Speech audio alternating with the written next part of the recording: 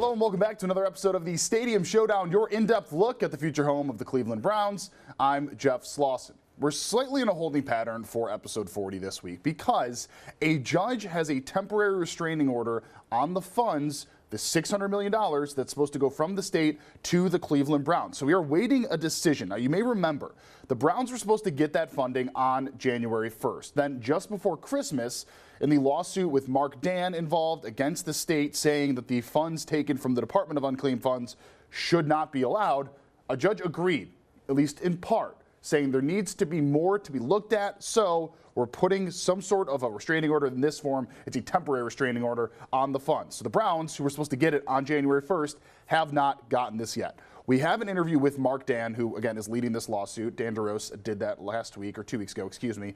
Before we get to that, I do want to touch on very briefly just where we are in this and why we're at this point. You may remember the Department of Unclaimed Funds. This is a lawsuit. This is an insurance claim, things like that. If you have not touched it in 10 years, it goes into a pot from the state. And the state can use the funds however they want. Now, you can still take that money out, but the state is saying they can spend that. And they're choosing to spend that on entertainment facilities, on sporting facilities, things like that. They took $1.7 billion out of the account in total. $600 million of that is supposed to go to the Cleveland Browns.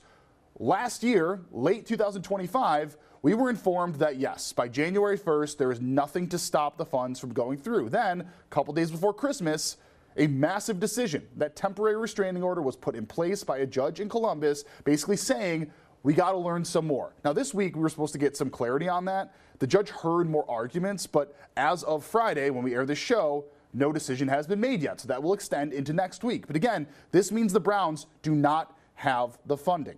At the time when this restraining order was put in place, 19's Dan DeRose spoke with Mark Dan, who is leading this lawsuit. Let's listen to the interview. I think when I spoke to you this morning, I think you said it was a good day.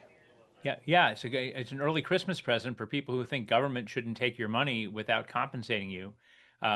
Or without any due process of law. The judge, I think, saw clearly that we have a very good likelihood to succeed on this case, and appropriating other people's money to give a subsidy to the Cleveland Browns and other sports teams isn't a constitutional way to do it. So let's expand on that just a little bit. The governor didn't want it done this way. The governor was hoping we would increase taxes on sports gambling, but the legislature saw it different, and this was passed by both the House and the Senate. The public is who votes those people into office. They voted for it, they passed it, and the governor signed it. I'm being devil's advocate. Why are you pushing so hard against what you could say is the majority? Well, both the U.S. Constitution and Ohio's Constitution have very specific provisions that say if the government's going to take your money, first of all, they have to do it for a public purpose. And that money, and there's a Ohio Supreme Court decision right on point called Sogg versus Zers, that says that money belongs to the owners of the money. So if you had a safety deposit box that was liquidated by the bank, or you had a stock account, or your relative died and you were entitled to insurance proceeds and the insurance company couldn't find you, all that money belongs to the people to whom it was intended, not to the state of Ohio. Ohio was holding it kind of like a lost and found. What the legislature in the middle of the night during the budget process back in June decided to do was to take that money as of January 1st, 2026, and keep it, and then use it to give a subsidy to sports and cultural facilities, with a specific earmark of $600 million for the Cleveland Browns indoor stadium in Brook Park. And there's so many things that are offensive about this, but the fact is that it's the violation of the constitutional rights of the people that have money in that fund. And they're entitled to notice and the opportunity to have a hearing.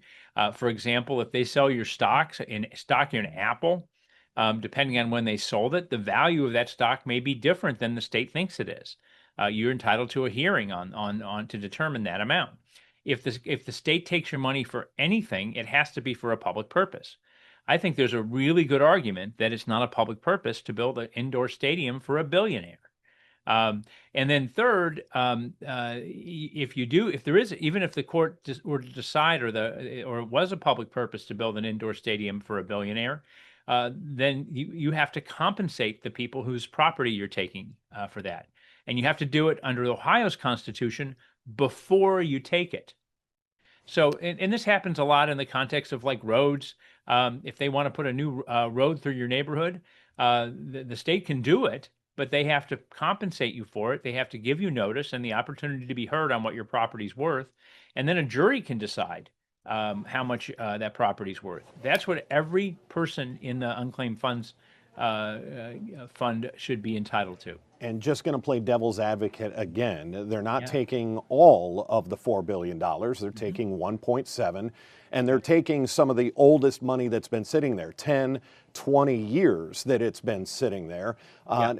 Explain that side of it, that, you know, they're not saying that you can't claim your money anymore. There's still going to be a sizable amount of money sitting there that people can claim money. Yeah. But what the judge said, I thought, was very apt. And he said that they're robbing Peter to pay Paul. They're saying that if you do make a claim on those funds after we've transferred them to the state, then those funds can come from somebody else's money that's been put in the unclaimed funds account. And it's a slippery slope when government starts to take your property without giving you due process of law or compensating you for what they've taken. So what would make you happy that, let's say, and I'm just going to make up John Q. Public. There is a guy, John Smith, that has had money sitting in that account for 35 years. It's $20.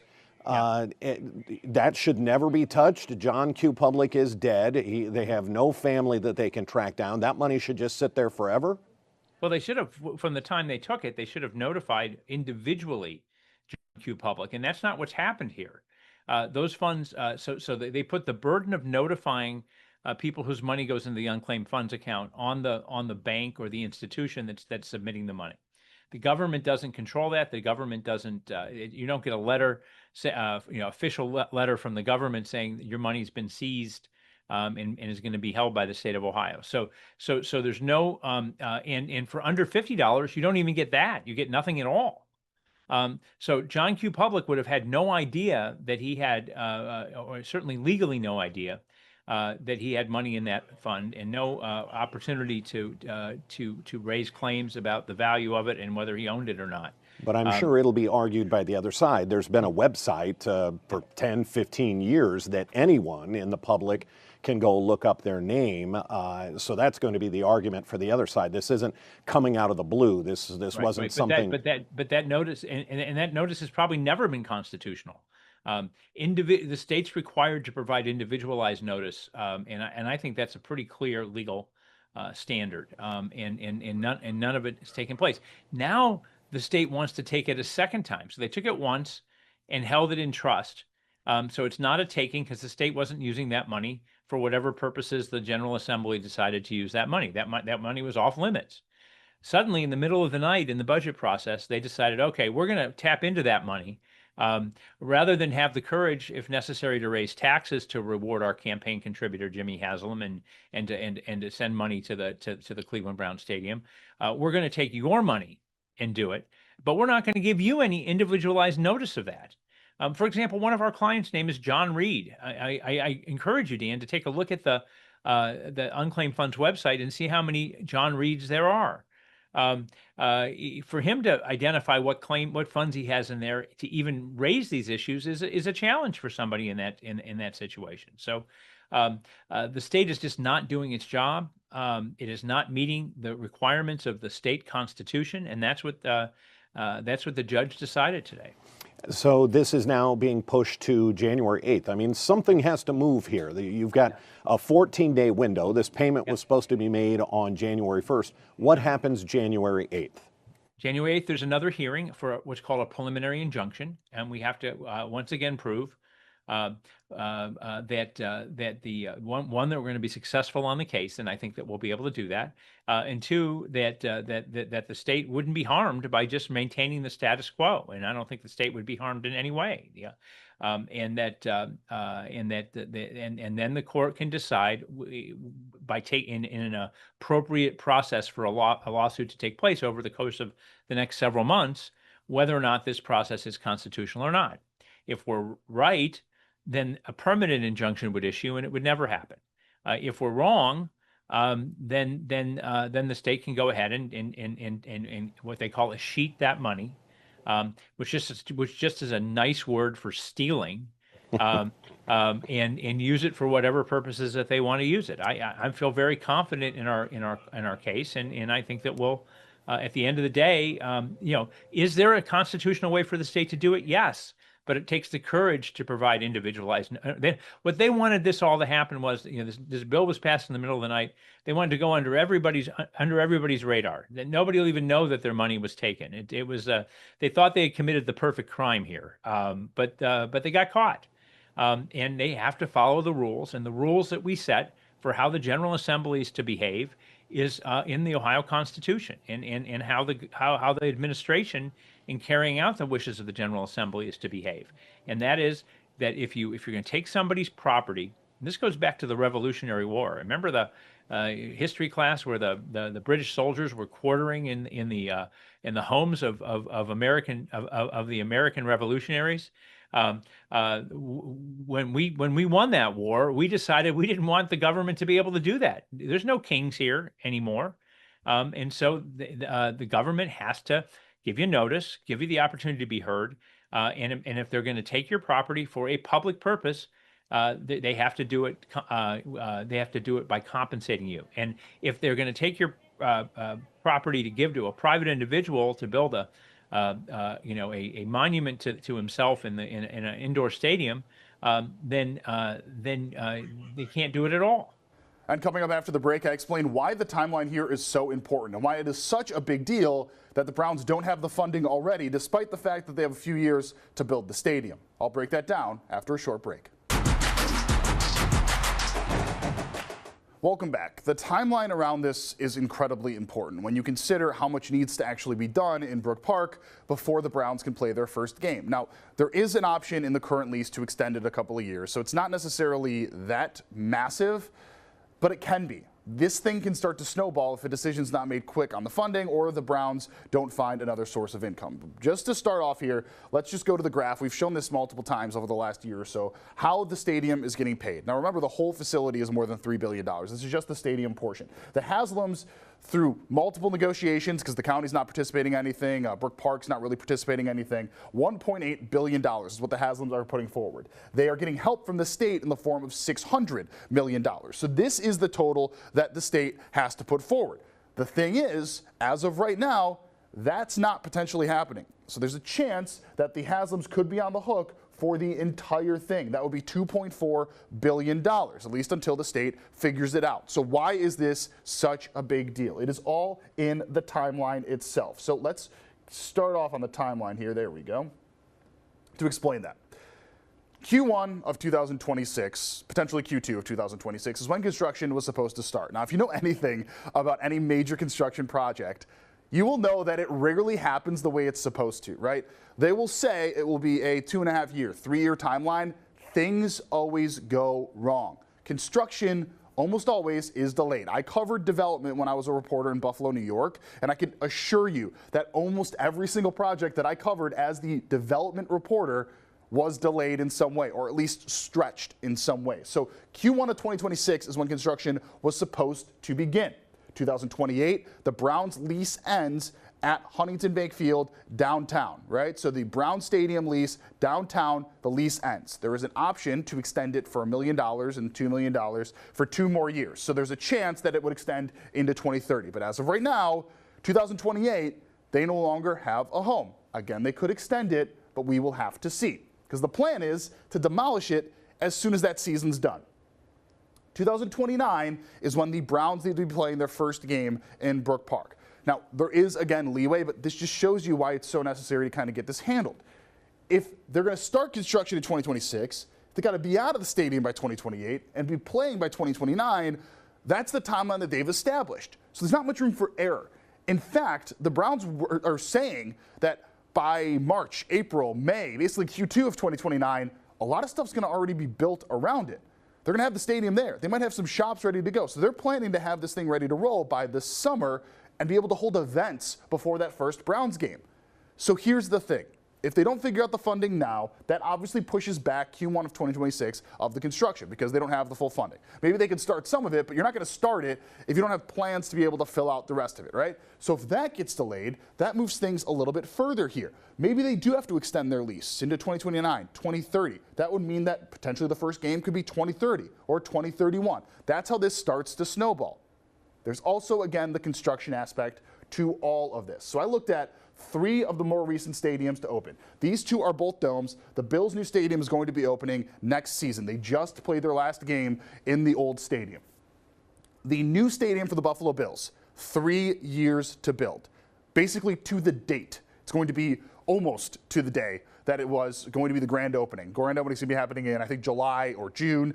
That's when they started construction. So exactly 3 years. Key thing here, this was cheaper than the Brown Stadium and not a dome, okay? Also, they got way more funding from the state than the Browns did. The Raiders, this is a dome stadium, 2.7 years. Basically, it started from November to about the summer, right? Early summer. This is a dome stadium. This is in Las Vegas. There was also much more of a necessity to get it done quickly because the Raiders didn't have a home. They were leaving Oakland. They did not have a home to go to because Oakland said, fine, you're leaving. You can't stay here. You got to go somewhere else. So they really needed a place. That place ended up being their new stadium, so 2.7 years. Then you have the high end here. The Rams, SoFi Stadium, which is a massive complex, not necessarily apples to oranges. $3 billion essentially was that one. 5 years to build. Okay, so this is where this becomes tricky. Not much leeway here. Let's say that the average is about 3 to 3.5 years on the construction, right? You go back to this point, 3 to 3.5 years from Q1 of 2026 brings us to 2029. The thing needs to be done by August, essentially, if you're saying it needs to go by the Browns' schedule to make sure they can play their preseason games in the new stadium. There's not a whole lot of leeway here. Q1 of 2026, 3 years from that is Q1 of 2029. If it goes to 3.5 years, you're butting right up to August. So that's why this is so tricky. And that's why figuring out the funding is so important to the Browns, to the Haslams, to Brook Park. We've asked Brook Park multiple times how they feel about this. They've said, look, we don't handle any of the financials, but it's still important. The more things get delayed, the more they have to make a decision on 2030, 2029, those Browns seasons. Not saying that the funding will or will not go anywhere, but that is still very important. Of course, the last thing to have to discuss here, very briefly, what happens if this portion officially is said, look, it cannot go to the Browns? Not saying that will happen, but what if that does happen, right? The Haslams would either have to fork over the original amount to get to the 2.4 or find additional investors. They were able to do that because initially the Haslams were only at 1.2 billion, then they upped it to 1.8 billion. There's a chance they could just say, you know what, we'll take all 2.4, but that obviously would need to be figured out as well. All right, coming up after the break, a look ahead at next week. We have a very large meeting that's taking place. Let's say that the building process is going to go exactly as planned. How that's going to affect the people of Brook Park. We have all of that coming up after a short break. Welcome back. Before we end the show here, I want to discuss what's going to be happening next week. NOACA, that is the Northeast Ohio Area-Wide Coordinating Agency. We've talked about them before. Very long acronym. They have a meeting next week. It's going to be at 10 a.m. In the middle of the week, on Wednesday, I believe. This is going to be a big one. The Browns, Brook Park, they will all be in attendance because this is going to be discussing the transportation impacts of a new stadium. They've done studies, they've done analysis, they've looked at the airport, they've looked at the highway, they've looked at the streets around it. Basically what they do is they compile all this information and then offer recommendations as far as how things should proceed, and then again, the potential impacts. Now, we aren't going to know officially what those impacts are, obviously, until everything's built, but this is still very important. We've heard concerns from people that live in the area. And we all know the concerns, right? Brook Park has had industrial businesses, but nothing to this scale. So what happens when you put it there? This should answer those questions. We will have a full report from there. I'm going to guess we're going to have Brittany Weir there. She's been on top of all information related to Brook Park, but that is what's to come next week. We're hoping to get a little bit more info as far as the actual transportation impacts that we have seen from the current Brook Park situation, and then what we will see once the stadium is there. And of course, if you want to watch any of our previous coverage, scan the QR code on your screen right now. That has every single episode. And yeah, as this is episode 40, we appreciate all of the viewership that we have gotten. Thank you so much for watching. I'm Jeff Slauson here with 19 News. We'll see everybody next week for that very important transportation meeting. Hopefully, more answers to the questions that we've been having related to the impacts of the new stadium. See everybody then.